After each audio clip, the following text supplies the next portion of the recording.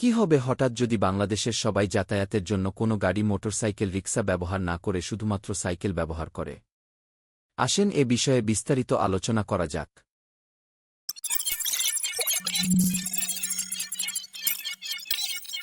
যদি সবাই যাতায়াতের জন্য শুধুমাত্র সাইকেল ব্যবহার করে, তাহলে অনেক ইতিবাচক দিক দেখা যাবে।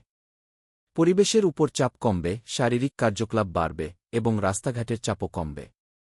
প্রথমে ইতিবাচক দিকগুলো নিয়ে কথা বলা যাক। পরিবেশ। সাইকেল ব্যবহারের ফলে কার্বন নিঃসরণ কমবে, যা বায়ু দূষণ কমাতে সাহায্য করবে। সাইকেল চালানো একটি পরিবেশবান্ধব পরিবহন ব্যবস্থা, কারণ এটি জীবাশ্ম জ্বালানির ব্যবহার করে না, বলে কুইন্সল্যান্ড সরকার। স্বাস্থ্য। নিয়মিত সাইকেল চালানো একটি ভালো ব্যায়াম, যা শারীরিক ও মানসিক স্বাস্থ্যের উন্নতি করে।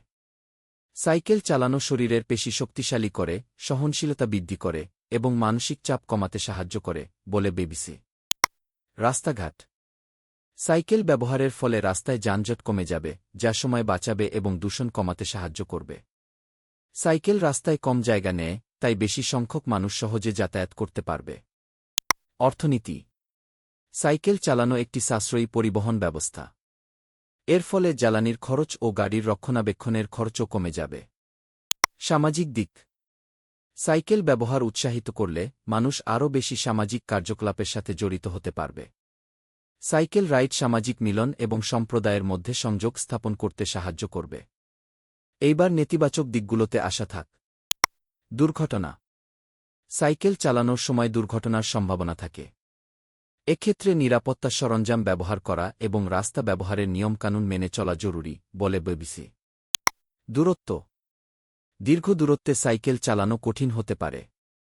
এক্ষেত্রে উন্নত সাইকেল এবং রাস্তাঘাট তৈরি করা প্রয়োজন। বৃষ্টি ও আবহাওয়া। বৃষ্টি বা খারাপ আবহাওয়ায় সাইকেল চালানো কঠিন হতে পারে। এক্ষেত্রে বিকল্প পরিবহন ব্যবস্থা রাখা প্রয়োজন। পরিবর্তন। হঠাৎ করে সবাই যদি সাইকেল ব্যবহার করতে শুরু করে, তাহলে এর জন্য ব্যাপক পরিবর্তন প্রয়োজন হতে পারে। যেমন রাস্তাঘাট তৈরি, সাইকেল পার্কিং এর ব্যবস্থা ইত্যাদি। সামগ্রিকভাবে সাইকেল যাতায়াত একটি ভালো বিকল্প। এটি পরিবেশের জন্য ভালো, স্বাস্থ্যের জন্য ভালো এবং অর্থনীতিকেও উপকৃত করে।